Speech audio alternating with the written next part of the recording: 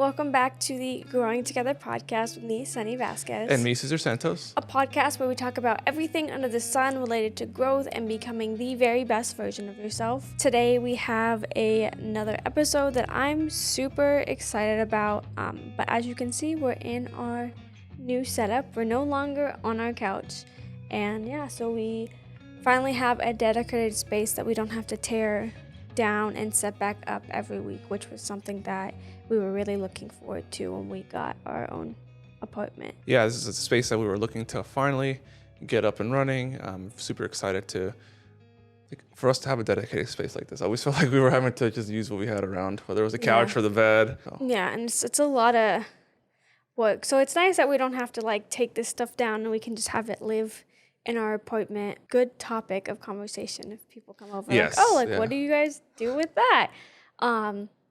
But yeah, today's episode, to get into it, I wanted to talk about basically how to be selfishly invested in yourself. And I was talking to you earlier about this topic in particular. It's super important to me because I think a lot of times we unintentionally live our lives for other people and we follow paths or do certain things because that's what we feel is expected of us, or we don't want to let someone down, or just we're seeking the validation of others. So we fall into this wormhole of doing all these things. And not to say some of these things could be great things. Maybe you go on to be a doctor because that's what your parents always wanted you to do, and that's not a bad profession at all. But in the grand scheme of things, you're neglecting your wants and your needs, and that can affect your overall happiness and maybe not give you access to be who you are meant to be, live up to the potential that you had in another area of your life. Yeah, living up to your fullest potential, and maybe what you're doing now, for those of you that are listening, maybe it's not something that you're doing now. Maybe it is. Maybe right now what you're doing is your fullest potential. But that doesn't mean that there's not other areas of potential in your life. Oh, no, of course not. We always have other areas of potential in our life. But for instance, with the example I brought up with being a doctor, that's a great thing. So it's not to say that you haven't reached your full potential. It's to say maybe you're neglecting the potential you have in other areas. Maybe, you are actually pretty artistic and you've not allowed yourself time to delve into that aspect of your life, It's interesting. Yeah. Yeah. So it's something that's super important to me because I feel like I've been there and I've thought to myself about why am I doing what I'm doing currently? What's the reasoning? And I think so one of the first things I think about when it comes to being selfishly invested in yourself is that the title itself, the title of this episode, is contradicting because it's not selfish at all to be invested in yourself. Wouldn't you agree? Yeah, I don't think it is. I think people should take the time to learn new things, learn more about something like you just mentioned, a craft or something that they are interested in. And take the time to invest the time to learn that or whatever it is. Yeah. And so I think that often, though, because we feel, a lot of us feel the need to do for other people. So when we're not doing for other people, we might feel guilty because we're not maybe getting that validation that we feel when we do things for other people, or we feel like we're letting someone down, or just a multitude of things. And so it's not selfish at all to just be focused on yourself and to invest in yourself, because at the end of the day, no one's going to do it for you. No one's going to say, hey, I'm going to do all the work for you. You know what I mean? No one's going to do that for you. You're going to have to be the one to do all the work and to get where you need to be. Yeah, no one's going to do it for you, and no one's going to... I think a lot of people won't even tell you either, be honest with the fact that maybe there's times that you should spend less time doing things for other people and more time doing things for yourself. I think a lot of times people won't. That's something they don't. I think it's something we do unconsciously.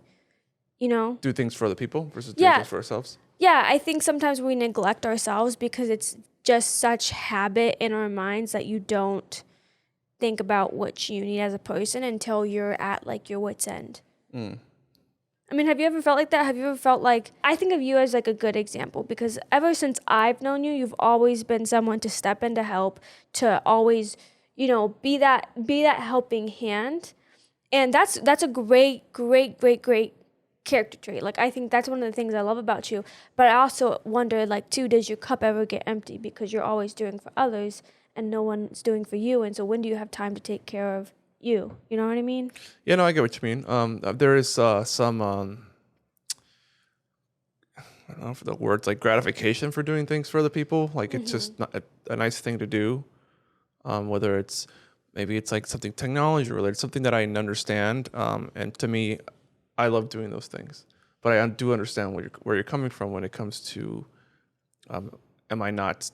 Why am I not? Or like you said, am I overfilling my cup when it comes to then wanting to do things for myself? Like, Well, my thing is your cup would be empty because you'd be exhausted from doing things for other people.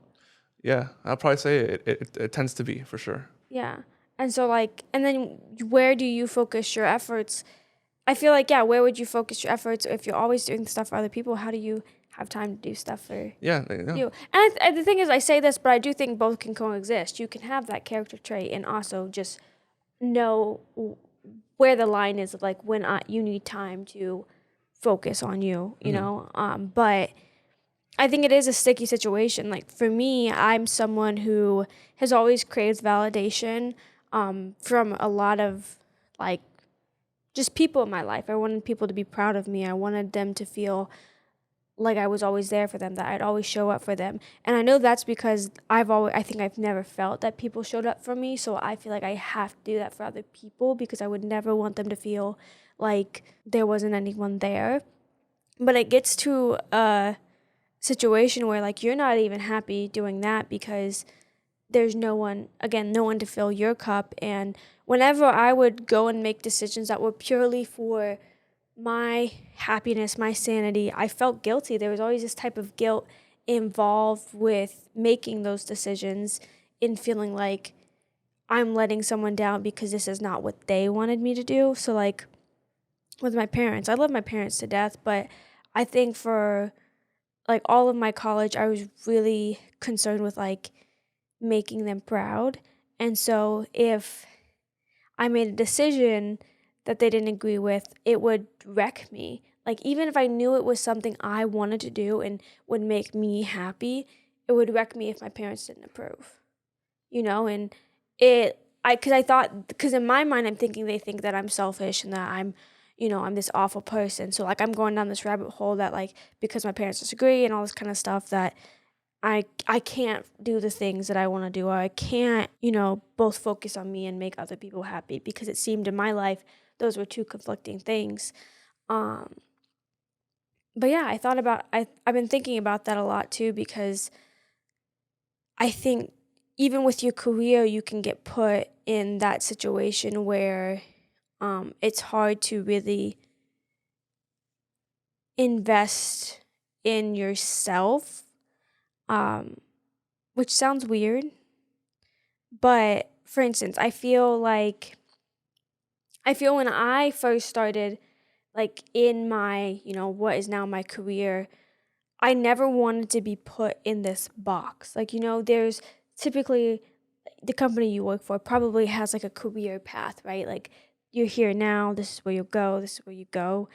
And that's great. Like it's good to know where the possibilities are in what that is. But I always felt that I had to climb the ladder just because that's what you do. Not because that's necessarily what I wanted to do, but because that's what you do, that you have to continue to move up and move forward because that signifies success, and this is the way. A lot of times companies will put this very strict career path of like, this is where your career go, and the only way kind of to get out of that path is to like obviously have a conversation about it, and if it can't change there, you have to find somewhere else. But I feel like people who don't see those limits, the limitations of being in such a box, will feel stuck towards the end of their career.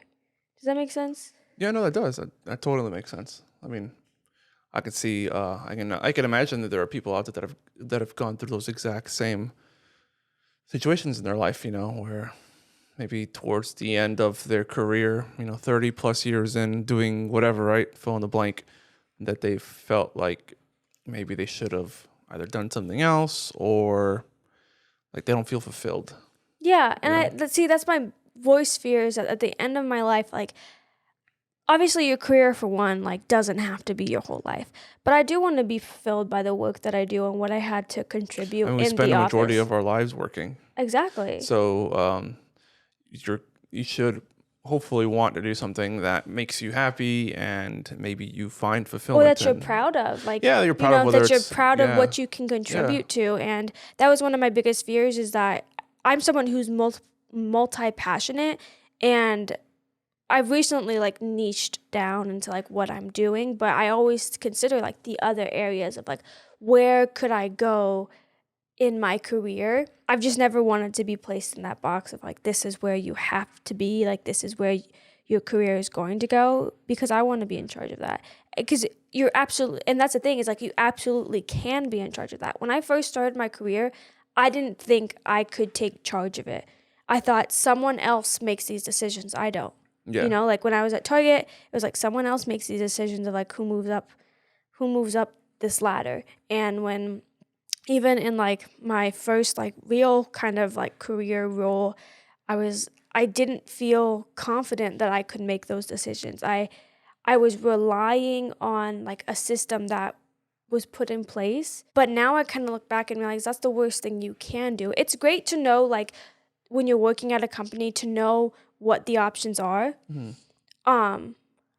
But I think it's even better to have a vision for yourself of what you want, because then that can be a topic of a discussion with your employers. Like, can this happen here? Yeah. You know, like, and obviously not right when you start a job. Like, I'm in like the position where I just started a job, so that's not a conversation I'd have like right now. I also don't know still what that answer is for me, but it's important to be open with like, hey, I'm very passionate about my career and where I want it to go, and this is my vision, and can this vision be executed here? Because if it's not, like, not to say don't waste your time, like, you probably get great experience, but at some point you'll have to pivot. Yeah, you'll find somewhere else, or maybe even create the opportunity for yourself and whatever it is. And yeah, for you to fulfill, for you to do that thing that you want to do, or fulfill that, or hit that goal, or whatever it is that you're looking to do in your life. I think a good question to ask yourself currently, though, is like, are you where you want to be? Career-wise, like, I mean, anywhere, like, it doesn't even have to be career-wise. It could just be in life, because there's so many different aspects of our life, right? Like, our careers are only one point, but there's like relationships, there's like physical places. Are you in like the physical environment that you want to be? Yeah, like, I mean, for instance, like when we were in Vegas, yeah, I knew that this was not the environment where I was going to thrive. I was like, yeah, this is not going to be where I want to be. And I knew that, but yeah, so for some people, even not being in the right place isn't a great thing for growth. I think if most of us take a second to answer this question and dig down, like, deep into our, our thought processes and all that, I would say most of us would say no, including myself. I think a lot of us have this like 5-year, 10-year plan, where you want to be. Like, you want the house, you want to be married, you want to have kids, or maybe that's not for you, or whatever the case is. And a lot of us aren't there right now. So if we're being honest, we're like, oh no, we're not there yet, or I'm not there yet. Exactly. Yeah. But like, so the second question, for instance, if the answer is, I'm not where I want to be, I'm not there yet. It's like, are you making step towards, like, where is that place? Like, where is it that you want to be?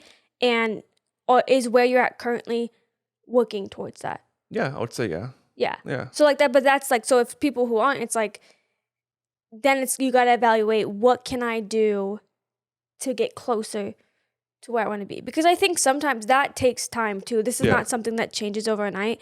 I was like very aware that I didn't want to be in Vegas for like a year, and that didn't change overnight. There wasn't anything I could do in certain moments to fix that. But I knew that there would come a time, there'd come a place where everything would work out too. Yeah. And it did. We're in Nashville now. Yeah, we didn't give up. It here. Yeah. And an opportunity presented itself. Like, honestly, I feel like it was just everything happened the way it needed it to Yeah. for us. So that's the thing. It's like, it's patience too. It's even like, I feel like even when you're investing in yourself and you're doing what's best for you and you're trying um to find the person that you want to be, it's just a lengthy process. It's just not something that will happen overnight. And you'll be making changes. Like, I feel like I started making all these changes in my life and I still felt like I wasn't making any progress. That's not a sign for you to give up, and Yeah. especially when it's those some people look at that and they're like, oh, that means it's not working. Like, this is a sign I need to stop.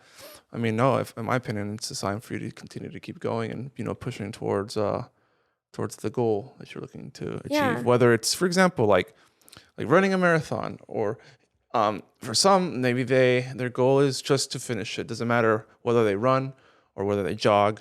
So if for some of us, it's just finishing. That's the pinnacle of that moment. Now it's like, all right, now I'm going to finish running the whole thing, and then maybe it's like, now I want to hit sub 2 hours or whatever, and you slowly make those baby steps towards that goal.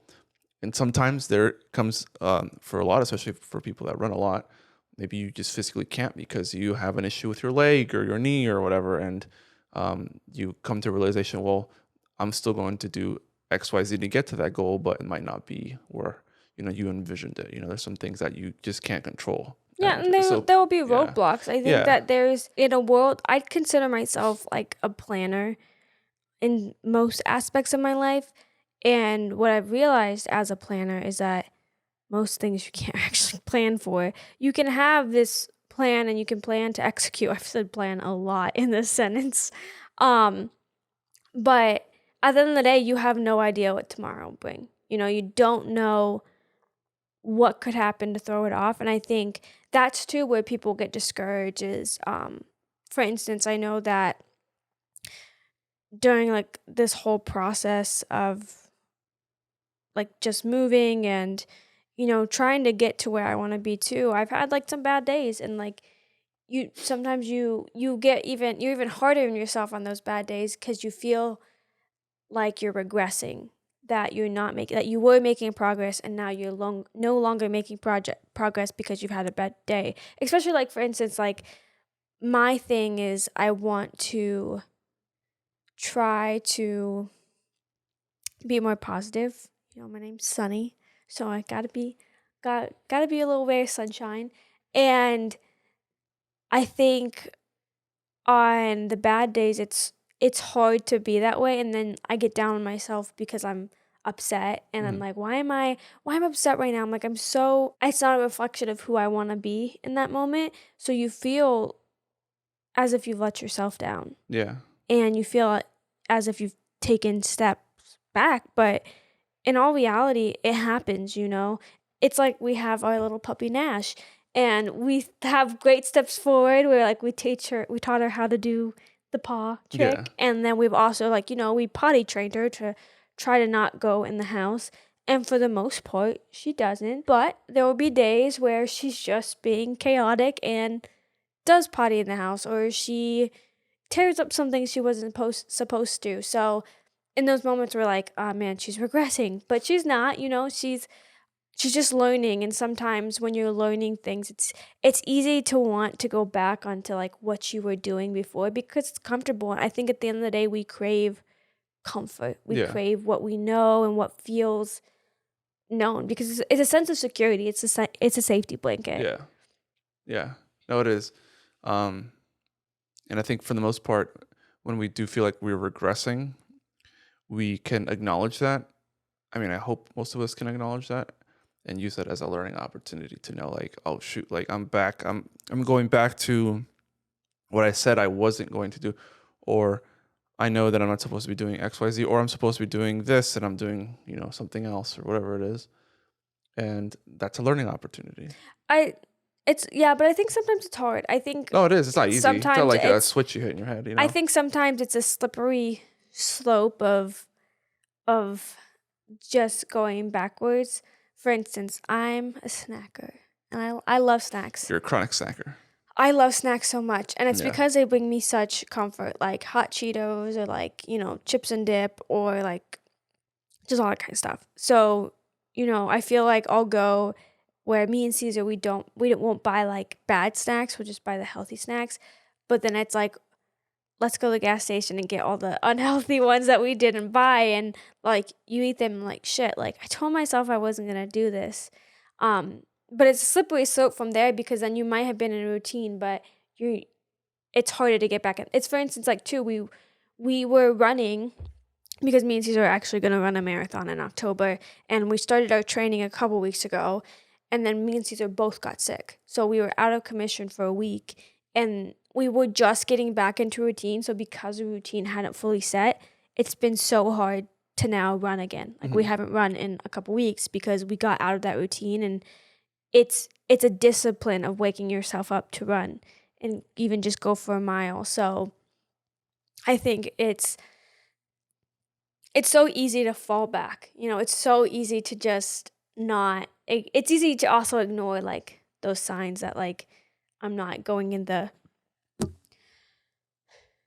it's easy to ignore the signs that you're not going in the right direction. It's like, the road sign that's like Wrong way. Yeah. I feel like in our mind, it's like wrong way. But it's like, I think of it as like, you're driving 65 miles an hour and it's 45 and the sign that says wrong way, and the sign says wrong way, but you're driving so fast you don't see it. that you kind of see it. It's like a blur, and you're like, oh wait, what did that sign say? Wrong way.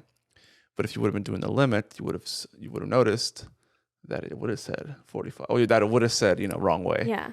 But either way, why are you driving down a street the wrong way and it says 45 miles an hour is the speed limit? So, anyways, it's just it's a funny analogy because that wouldn't. Yeah, I'm sense. thinking that ends in like a fiery crash. Oh yeah, no, I was like, this is a kind of dark analogy of going wrong way, especially going 65. Yeah, 65 miles an hour the wrong way. The wrong way. Yeah. I feel like there's those warning signs in our heads that are letting us know that maybe let's not do this. But sometimes it's in our head that we get that like click, the thing that clicks in our head. It's saying, hey, you probably shouldn't be doing this. Sometimes it's like something that happens in the real world. Like like maybe like a bird poops on you or something like that. I don't know, like something like you sometimes I think God tells us in very unique and funny ways, like when we're not doing something right. Like whether it's I don't know, just a random stranger like saying something to you like, wait, what? Or it's Nash peeing on the ground. I don't know, like something that is that we can't control because it's an external thing that we don't have any control over. Like we only can control our own bodies. But like, for example, like the apartment that caught on fire, for some that was a reminder like, hey, I probably need to be more careful in the kitchen. You know, like obviously we're careful, but for some that don't know that maybe you shouldn't, throw water on an oil fire. So it's those types of reminders. It wasn't you that got affected by it, but imagine being the person that lived underneath. But seeing someone else. Yeah. Like, not to say obviously there's like pain and suffering in the world, but those are these like sorts of reminders that maybe I should, be more careful. When you see an accident, it's horrible. Oh yeah. And you're like, dang, I need to be more careful. Like, it kind of sucks though in that like analogy that other people have to suffer for you to be reminded. Suffering is life is suffering. Life is suffering. Yeah. I think that's actually it's a like not a rule, but it's a part of a religion. It was in my world religions class in high school. I think it's Buddhism. Life is suffering. We used to always say that in high school, and it's just at that point it was pretty funny. But I think there are reminders out there that are kind of like that do make you think like, oh, like should I be here, or should I be doing this? It's your conscience, Yeah. Like we all have one, and sometimes it just those sorts of things like make us realize like, oh man, okay, I need to get back into running. Or I need to be a better person, like all those types of things, like be a nicer person, be less angry, have more patience. Like all those sorts of things. She's just grabbing all the things that I need. No, I'm talking about myself. I'm talking to myself too, you know? Like I tend to I always try to be a better person. I'm trying my best to be the best person that I can be. But at the same time, you know, some things happen in life and you can't control, so. Yeah, I think, but like kind of back to the topic is, you know, for one, it's human to fall back, especially like when you're trying to get to when you're investing in yourself. It's normal to not feel like you're making progress, even if you are. Like it's the tiny steps, but I feel like there's a quote about, for instance, like when you start going to the gym, I think in 4 weeks you'll start noticing it yourself, and then another couple weeks is when people notice. I think the other thing is we want people to notice what we notice. You know, people, like, for instance, a mirror doesn't show us what we actually look like. It's distorted. And the same thing with people's perception of us too. It's a little bit distorted most of the time, but from what we think of ourselves. You know, no one, I feel like, feels the same way about me that I feel about myself. Most of the time though, when we're doing these things, even when we're investing in ourselves, we make the mistake of wanting others to be, it's like, look at me, look what I'm doing. I'm doing all these great things. And if you feel like people aren't noticing that, it can kind of make you feel some type of way. Yeah, because you're putting all this work to do that one thing, whether it's like to get fit, you know, for the summer, or maybe it's a new haircut. Or maybe it's really just being a better person. Or just being a better person, yeah, that too. Yeah, it doesn't have to be like these physical external things yeah. Well, physical things that define you, but it could be like just, or like career-wise, you know, you're making strides in your career, you're doing, you know, all these certifications and training, and you're upset because no one's noticed, but at the end of the day, then you'd have to really question, are you doing this truly for you, or are you doing it because of the way you think other people will perceive you? Yeah. And I think that's a trap that we all have fallen into. And it's easy. It's very easy with social media to fall into that trap, to want to make your life seem a certain way, and not really telling the full story. And I think this happens too, even on like LinkedIn, which is it's a professional platform. It's for jobs, but on there, I think people post things. Like I post a lot on there. I love posting on LinkedIn, but I do think people will post things to not necessarily for themselves, but for everyone else to see. Yeah. You know? They're doing it for, I wouldn't say like the clout, or... Sometimes it feels like the clout. Yeah, maybe it's for the clout. I mean, I wouldn't know because, at the end of the day, you'd have to ask the individual person, hey, are you just posting these things because you... But who would be honest about that, you know? Yeah. If you ask them, who's going to be honest? Like, oh, yeah, I was just posting because I wanted attention. No one ever admits to wanting the attention or validation usually. But I feel like that happens because we crave those types of things. We crave the validation of someone saying, oh, look at you, like, congrats, or you're doing so well. And the thing is, I fall into this trap too. I'm not saying, like, I'm immune from this, because I absolutely love when people tell me like, oh, you're doing so great, or based on like what I post online. But I can't live my life doing things just for those reactions. You know, I can't, that would be like, I don't know. What's it? Always doing things that won't even for my benefit. It just doesn't make any sense. No, it doesn't. Immediately what comes to my mind is this video that came out years ago. Guy who's he's doing all these crazy things and posting them on Facebook just to get the attention of his, like, you know, his circle of influence on Facebook or his friends or whatever.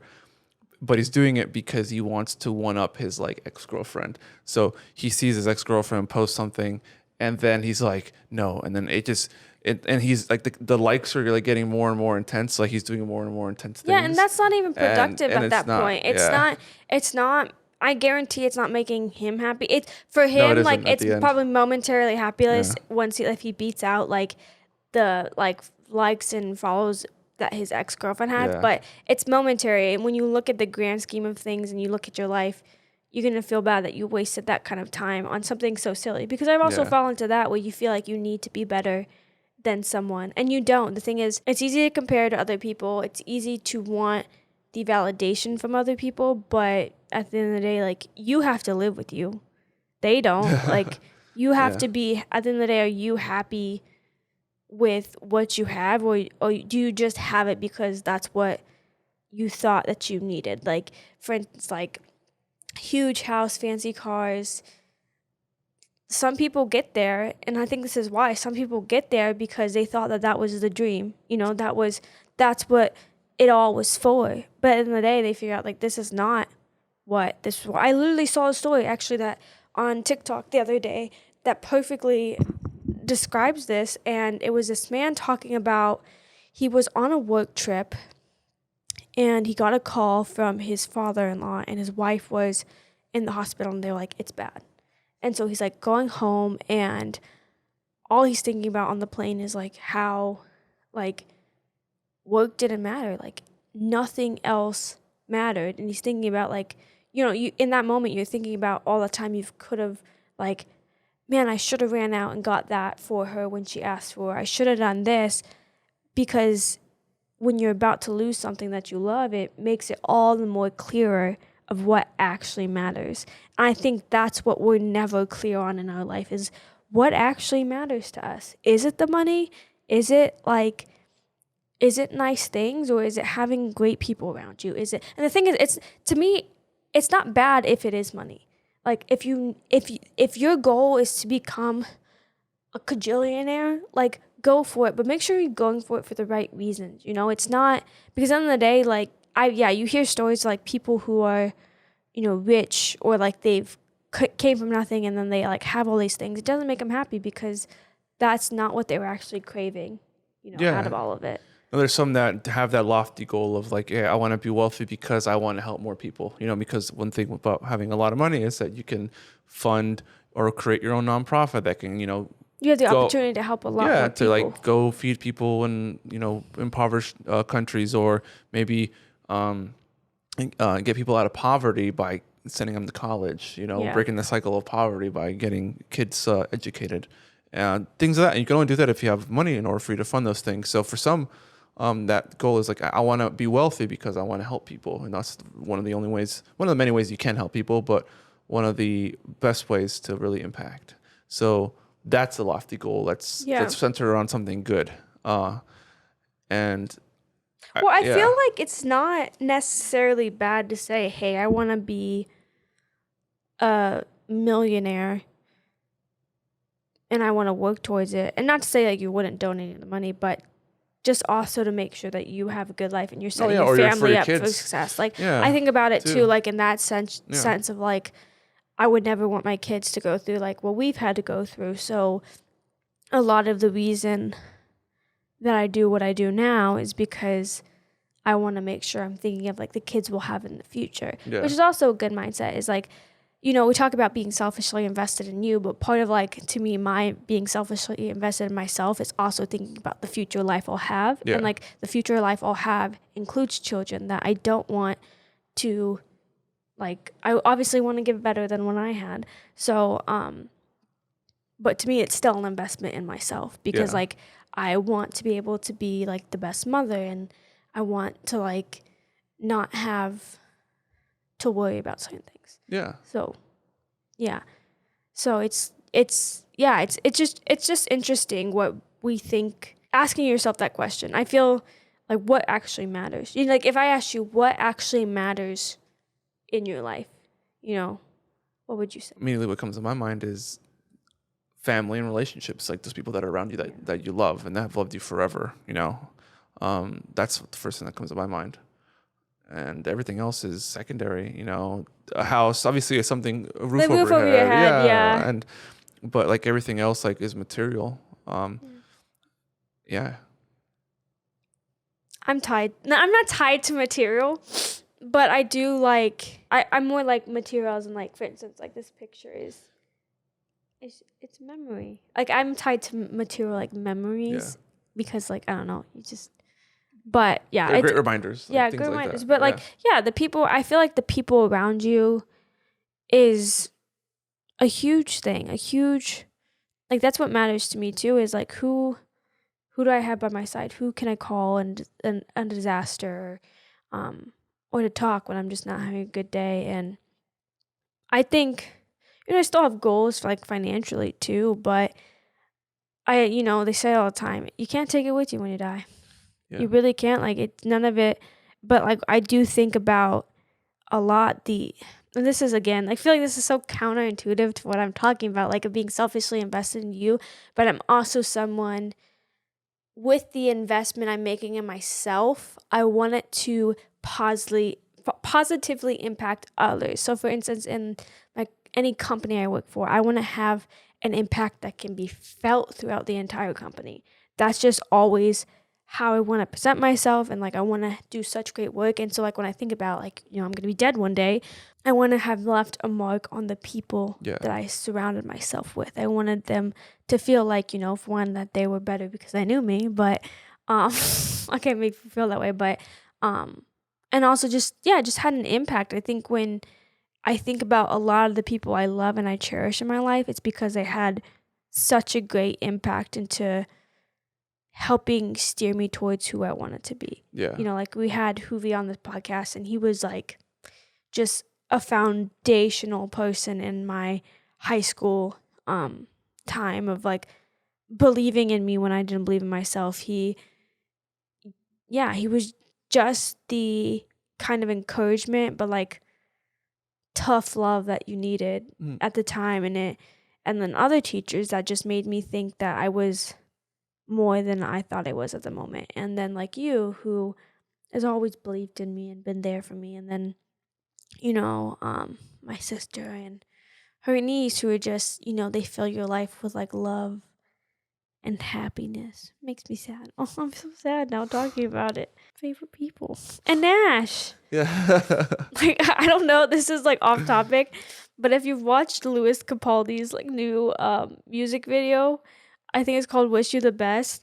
I cried as a pet owner. It's rough. What did you, Caesar watched it too? And it was just so sad. It just makes me think. But yeah, it's like what matters in life? Like what really matters to you? And I think that there's just so many questions that when you're investing in yourself, you have to ask, like, where do you want to go? Who do you want to be? What steps can you take to get there? Like, what is currently not serving you in your environment? And that's a tough question too. It's like, what's not working for you right now? And what's stopping you from being where you want to be? And sometimes it's people. Sometimes it's mental roadblocks. Sometimes it's a physical environment. And there's just so many reasons that you might not be spending all the time you could with yourself. Or maybe it's like just a fear too of like getting to know yourself better, because that's not fun either. Like it sounds fun in theory, but I think when you really start to understand yourself and like dig up the not so great parts, it feels like you're going backwards, but it's a step in the right direction. You have to first understand yourself, Yeah. And I feel like self-awareness is something that we don't all have when we first like are going through all of this. Yeah. I mean, it's one thing that takes time for people to learn, is being self-aware of themselves and what they ultimately want, what's good for them. And there's definitely or just who they are. They are, like, like, why are you the way that you are type thing. Yeah. And that's something that I become like brutally aware of. And I feel like the last 3 years of my life, of why I do things the way that I do, or why I feel the way I do. But it's because I'm constantly thinking about, I'm always thinking about like, why did I feel this way? Or like, why did I react that way? You just have to like continuously analyze yourself. Yeah. Which is not fun. It's not fun to be like, I wasn't great by doing this, or I'm pretty shitty in this manner. Yeah. But, you have to, I think to move forward, you have to acknowledge where you fall short too. But yeah, and that's the other thing. It's just, as you looked at me, I'm like, clicked. Acknowledging where you fall short gives you something, an area that you need to invest in. You know, like if you fall short in patience, which I do, it means that you need to invest in having more patience. You need to invest in like, how do I become more patient with people? Yeah. And obviously it doesn't happen overnight. I've been working on patience for like 3 years. But I'd say I'm a little more patient than I first was. It's mainly with situations. Like if a package comes in, ripping that baby open. Yeah. Or just like with people too. Or if you're not great with forgiving, it's, you know, looking into why and then, you know, practicing forgiveness when like you don't feel like there can be. And that's also another hard thing that I've been working on too. What are your thoughts, Caesar? How you feeling? I don't know. You Yeah. don't know? No, it's not that I don't know. It's just I feel like we can talk about this topic for hours on end. Because I think that there are things that people can do in order for them to become who they want to be, but also still work or do the things they're doing now. Yeah, no, I think both can. I started this with saying like, you know, maybe you're pouring too much in someone else's cup and not like pouring into your own. But I do think that the two can coexist, but I think you can't just do one or the other, you know? Like you do have to try to find a balance where you're taking care of like your most needs. Like it's similar to when you're on a plane and they tell you to put your oxygen mask on first. Like you can't help other people if you don't have your oxygen mask on. Yeah. So I see it kind of like that, is like you can offer everyone all of these things, but it might not be as good as it could be if you're not first evaluating what you need yourself. You know, a lot of times when we're not doing what's best for us and we're not doing things that serve ourselves, we don't come out the way that we want to. Like we don't present ourselves the way we want to present ourselves. And not to say like you're a bad person, but like you might not be, who knows the limits of like how great a person you can be if you're actually fully investing in you too and taking care of you every day. You unlock a whole different version of what that looks like. Yeah. And I think that, yeah, it just means that you need to make sure you're always taken care of as well, because yeah, again, I think a lot of people wouldn't check to see if like you're okay. You know, you've got to take care of yourself and yeah, make sure your oxygen mask is on. Yeah. Before you put on someone else's. Yeah. Yeah. So I think that they both can coexist. I just think, I don't know. I think a lot too about pouring into other people's cups and not pouring into your own, because I feel like I've definitely been in situations where I felt like I was always giving and giving and giving.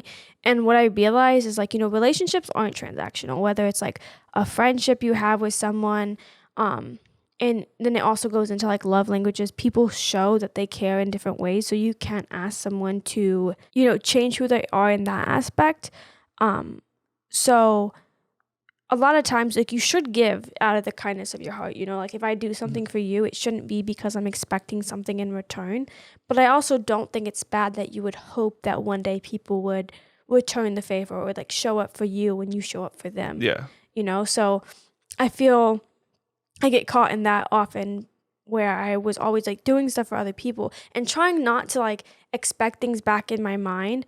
But I always just wish that people would do like what I was doing for them, you know, showing up for them the way I was showing up for them. Mm-hmm. I mean, showing up for me, I wish they would show up for me the way I was showing up for them. And it was just this battle in my mind of feeling like this is the person I am. I do this because this is also who I am as a person. I want to be this person, but feeling like completely neglected too, because I did have some sort of expectation or like hope that I would be treated in that way. Because I think what I've always done is treat people the way I want to be treated.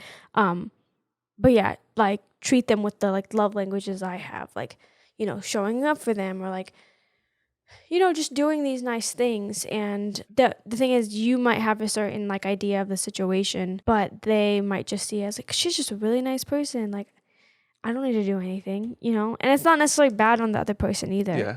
Could just be something that they don't notice. Man. You don't have anything to say? Is your cup empty? feel like right now it is. Yeah, we had a really good weekend with some friends, and I feel exhausted. I feel like we've had a really good conversation so far. Yeah, I think so too.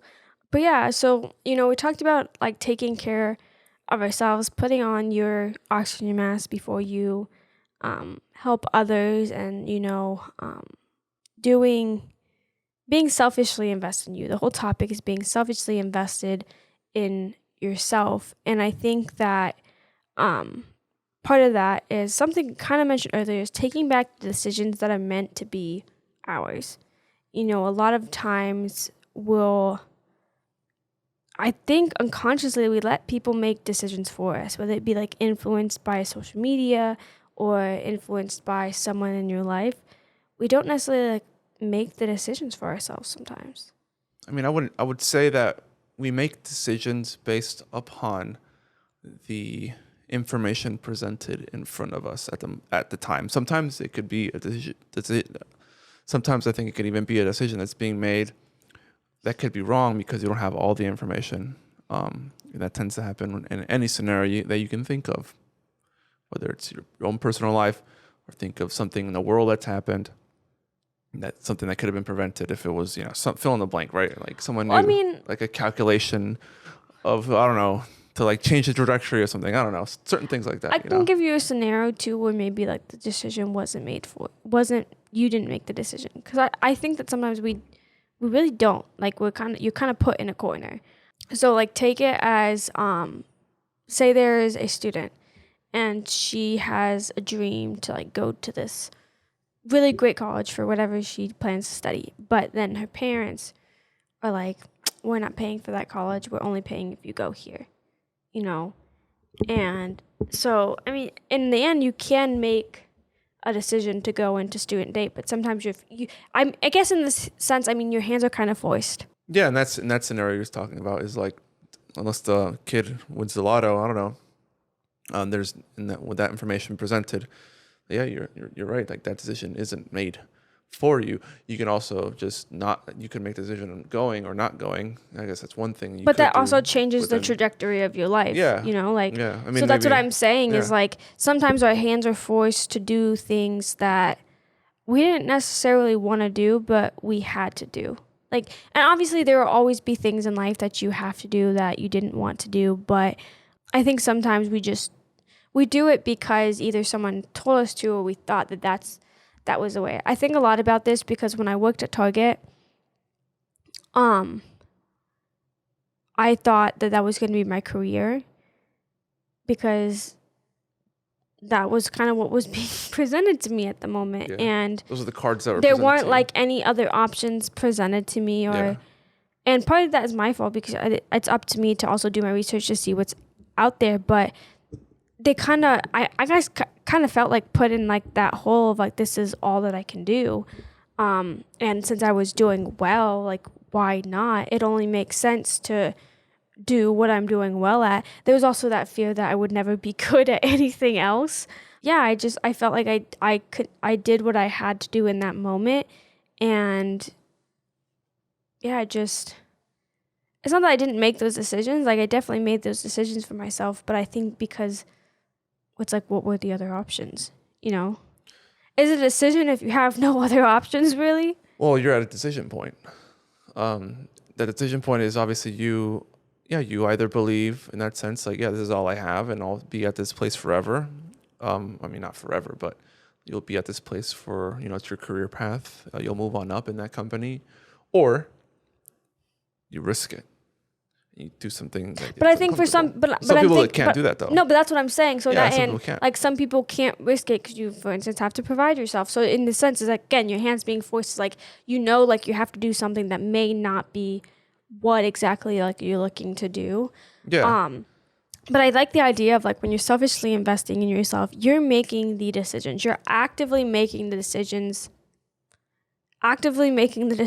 in your life to change it in some way, shape, or form, or just to be on the path that you ideally want to be, whether it's like making the decision to take courses for yourself or making the decision like to get out more. I know like one of my things here in Nashville was learning to make friends. I'm a pretty like introverted person. And so something I've done is like go to the apartment complex events, because I'm like, oh, I can meet people here, I can talk to people here, and I can be in control of like making friends and not like waiting for friends to just come. Yeah, you're putting yourself in scenarios where you normally would be where obviously out of your comfort zone. You're risking embarrassment and all those things, right? When you put yourself in a new scenario where you're uncomfortable, whether it's even like a podcast like this, putting yourself on the internet is a risk of embarrassment. Yeah, definitely is. All those sorts of things. Oh, it's a really great talking point. What's that? Having a podcast. Having a podcast. What do you mean? It's a really good talking point. Oh yeah, of course. I could ask about our podcast all the time. Is. Yeah, you whether it ends up people being ask you what you do, like you like doing, or what you do on the weekend, and you're like, oh, I like doing X, Y, Z. Oh, that's cool. I didn't know you exactly. knew that. So, yeah, I guess like there's risk associated, but like now, yeah, you get to make the decisions for yourself. Like if you're offered something, I think, taking the power back. Like obviously, there will always be things that you have to do, whether it to be survived, but ideally in the sense where you can say no to what you don't want to do, and to just really know the impact things will have on your overall life and being able to control that. I think we just gotta feel back in control. I know people recently too, and people will say all the things they want about Gen Z, and it's made me not want to claim being Gen Z, because I feel like I'm not, for one, but because all the bad things they say that like we're lazy. They say that, there was a study I saw that we're so hard to work with. And I'm like, for one, I think a lot of my workplace currently is actually Gen Z. And I wouldn't say that any of us are really hard to work with. I might be biased, but I think that we just have a better understanding of what we need out of our lives and out of our careers. So some people have, had great opportunities to leave a job that was like killing them, that was making them so unhappy and making their lives unhappy. Or some people are like, I'm on a journey to do one fun thing after work every day to like feel happy again, to make myself feel better. And I think that's a great thing too. And that's a little thing you can do. Like, oh, every day I'm going to do one thing that makes me happy. And I think that's a great thing to kind of change your mindset too. I think sometimes, I know with me, I'm always exhausted, and like the idea of doing anything after work sometimes just doesn't sound fun. But I really think it's a mindset thing. If you shift your mind, like, oh, I'm so excited, I'm so looking forward to doing this after work. Yeah. So it's just, I think that we just have to take control of the decisions that are made to be ours. Like our careers are made to be our decisions. That's not a decision someone else should make for you. Mm-hmm. Nothing in your life should be a decision that someone else makes for you. Yeah. So I think that's that, honestly. And again, it's not selfish. I get what people would feel like if you're a people pleaser, or if you're someone who just loves to help people, that when you look at yourself and you spend time with yourself, that it feels selfish because you're not actively doing something for someone else. But the only way you can continue to do something for someone else is if you're taken care of. Yeah, that's kind of my 2 cents. 2 cents. Do you have anything? No, I think for the most part, we need to look out for ourselves. Take the time to think about what you're doing today and what you want to do in the future, and work towards that if you can. Even sometimes, even though it might feel like you said, our hands are tied. I don't think it should be if I can. It's like when I can. Yeah, when you can. There you go. Shift because that mindset. It might not be like maybe you can't now, but when you can. The other thing too, just want to touch on real quick, is it's really easy to make excuses for yourself as to why, for instance, why you're letting someone else make the decision for you. I knew when I was in college, and I was like, I kind of trusted my parents a lot of like filling them out about like what they thought about my decisions. And I would let my parents, kind of dictate what I did. Like more, not them telling me, oh, you have to do this, but if they weren't happy with my decision, it might kind of change my mindset towards what decision I was making. And I would make excuses. I was like, oh, I would make my parents so upset if I did this. Or, even now, I keep on saying, like, some days I think that me and Caesar should just go to the courthouse and get married and, like, not have a wedding. But I think about, like, oh, that would just depress my parents so much because I'm pretty sure they'd want to be at my wedding. But, like, don't make excuses for yourself as to, like, why you're not doing what you want to do. I think it's easy to blame, like, life or circumstances or all of these things. Someone else or whatever it is. Yeah, because it's hard to take accountability for that. It's hard to, like, know too when you're making an excuse. But then, like, you start to realize, like, I know that I've been one to make excuses too about why I haven't started on something, and you start to realize your own patterns of shit. Like, I always do this, don't I? Or, I always make this excuse, but really there's no excuse. So yeah, I kind of recognize when something actually can't be done, or when you're making the excuse as to why you're letting someone, like, tell you how you should be living your life. That's the end of today's podcast. I'm super passionate about this topic. I think I want everyone in life to feel like they have some say in where they end up, or all say really of where they end up. It can feel, I think, a lot of times that we don't have control over certain aspects, which there are many aspects of our life that we don't have control over, which is why it's important to take control over what you can, like control what you can, forget about what you can't, and move on. Yeah. But if you've made it this far, we are so happy that you're here. We love doing this podcast.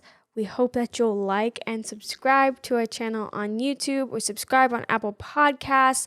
Wherever you listen to our podcast on, it's really available on any podcasting platform. And yeah, we're happy to have you here. This has been Growing Together with me, Sunny Vasquez. And me, Cesar Santos. See you guys next week. See you guys later.